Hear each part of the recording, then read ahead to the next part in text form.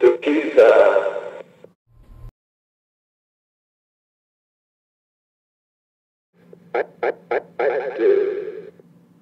So, those are your basics covers. Now, don't get me wrong, there are other covers in the world. In fact, you're going to see a lot of different covers from all different styles across the world. But I found that these covers are probably the most efficient when it comes to competitive play and tournament play. Alright? Now, cover is very important, but understand one thing. When you're first starting out, learning to shoot somebody is way more important than learning to block somebody. Okay? So, you can block somebody all day long. You can block 100 of my shots. But if you cannot tag me, you're pretty much useless. So, what I'm going to be going over now is basically how to pull out of your cover to just learn to shoot people. Now, the most efficient way I have found when you're in your cover, alright, you want to rotate with this part of your hand around your phaser, around this back part of your phaser, which is what your headshot's connected to. But you're rotating around. I found the best way to do is to rotate to where my pointing finger's on the side and my middle finger actually pulls the trigger, or you can rotate it so you're actually pulling the trigger with your phaser, with your pointing finger, I'm sorry. Now, what I like to teach you is, when you first start out, you want to come out to a standard position, to a ready position, alright? What I want you to do is, when you come out, I want you to come out pulling like this with the phaser, fast as possible, like this, alright? Then you rotate around to the trigger. I want you to get into a ready position, which is probably like this right here. Not sure how your style is or what your flow is, but this is probably the best way to do it. I want you to get ready. This is ready position. I can either move and tag somebody, or I can efficiently move back into my cover. Now the reason why I like this is, that way no matter what happens when you're in combat, you learn to come back in to your cover the same exact way every time. Alright? It becomes one efficient move. Your muscle memory will become faster this way, because you're doing it the same way every time. If you come out like this and go crazy movements, or come out to the side like that, it's not as fast learning as my way. You'll basically be spending 3 or 4 months learning how to get back in your cover, and everything becomes sloppy, footwork is off. This way, you become the most efficient, alright? You come back in, always ready, in ready position. Come back into your cover. Come back out, in ready position, shoot, go back into your cover. Okay? It becomes one solid motion. Alright?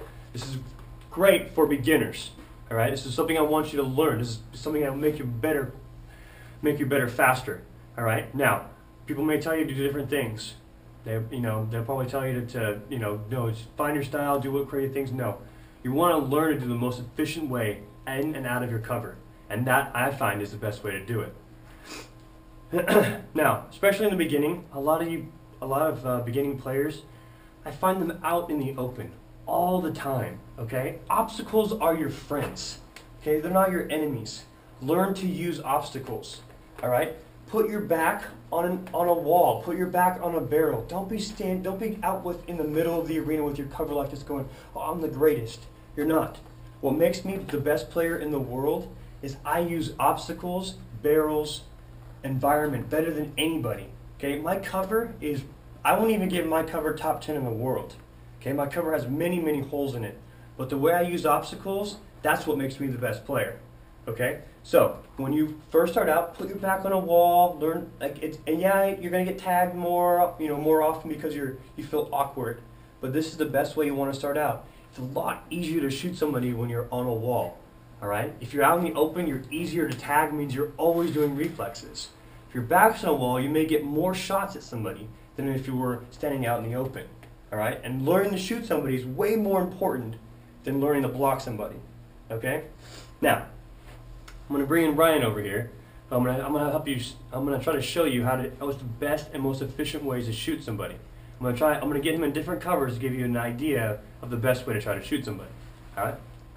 Come on. Alright, a little more back for me. Okay. So, right now he is doing a regular Cali cover. Because why? His finger is pointed towards the back of the room. Okay? That means he's in a Cali cover. Now, best way to shoot this, when you're looking at somebody's cover, always think first a pierce. A pierce is probably the most efficient shot to shoot somebody. If any point of their pack is off of their chest, meaning like this, there's actually an indentation between his chest and the pack. If you shoot in there, the laser finds a way to tag the sensor. All right. So always be looking at that first. Any indentation at all. If there's an indentation back back here, that's where you want to shoot. Indentation back here by the crease of his forearm, that's where you want to shoot. Always be looking for that first shot. All right, that's most important because that is the fastest way to shoot somebody and to get right back into your cover. Okay.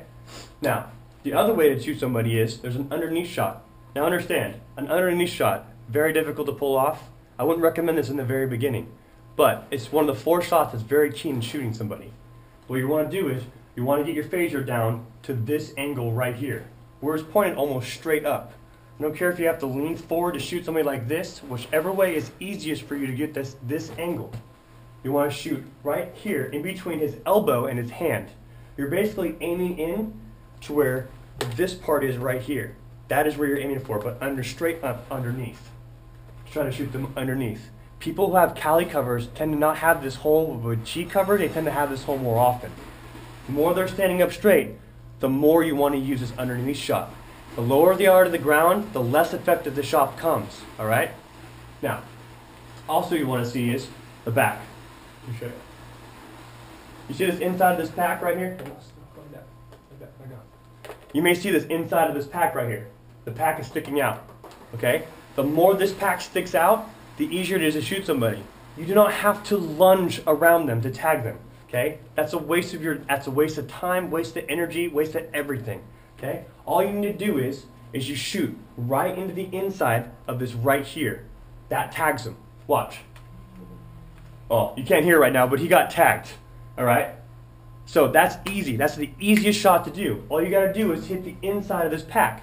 Hits him almost every time.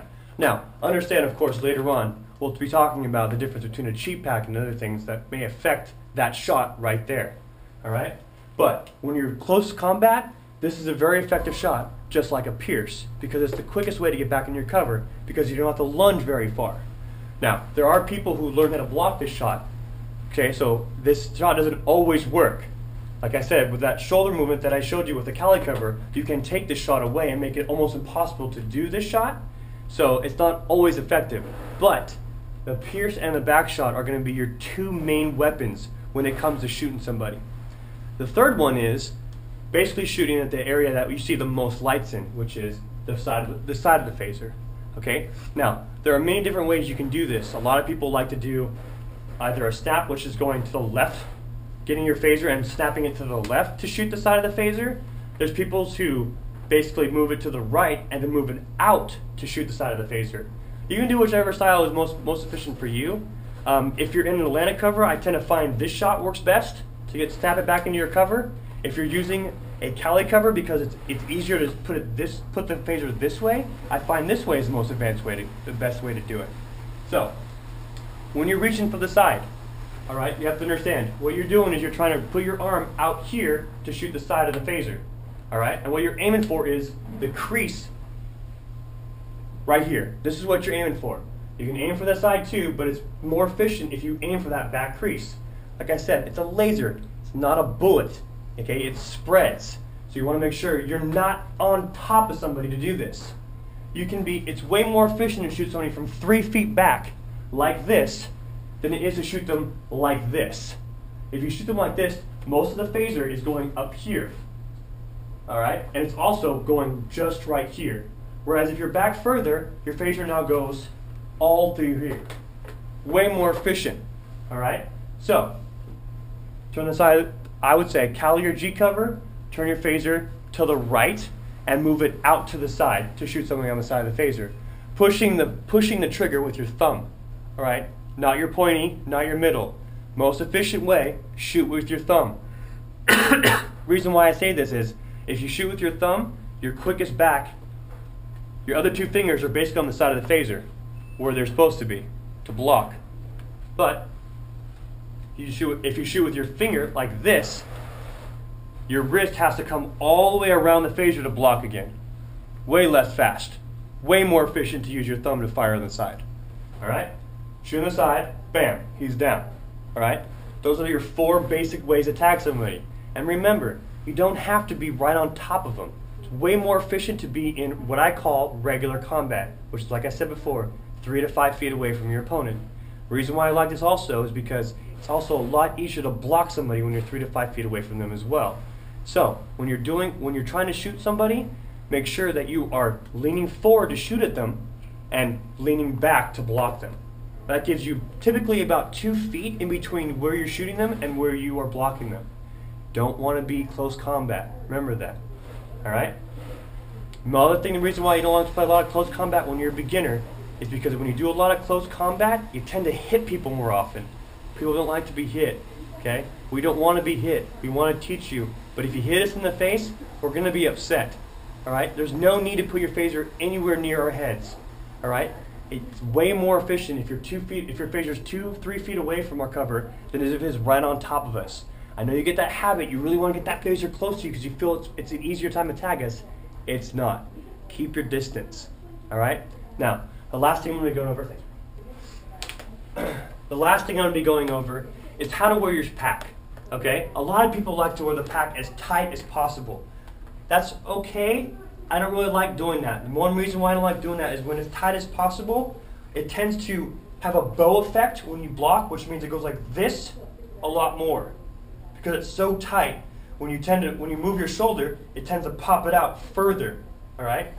If you wear it too loose, however, your back tends to fall out like this more often, which means that you're easier to get tagged in the back. You want to make a nice, efficient, right in the middle. It needs to be kind of snug, but loose enough to where you can actually move the pack too. Another thing about having it too tight is, when you grab the pack, it won't move. It'll just stick right here in your front. You want to have it kind of loose so you can actually move the pack without making this fly all the way over here. You understand? If you wear it tight, when you pull like this, your back sensor tends to move with you all the way like that. Not a very good way to block your pack. All right? Straps. Straps are huge. Okay? Remember that. Especially for you beginners. Don't get within this length of somebody. Try to keep your distance. All right? You never want to have your pack within my phaser length. Okay? Now you Europeans don't have that rule, but here in America we have that rule. You want to learn to be a better Q-ZAR player, how to shoot people properly. You make sure your pack is never within this distance. All right? Now the next thing I'm going to be going over is one-on-ones.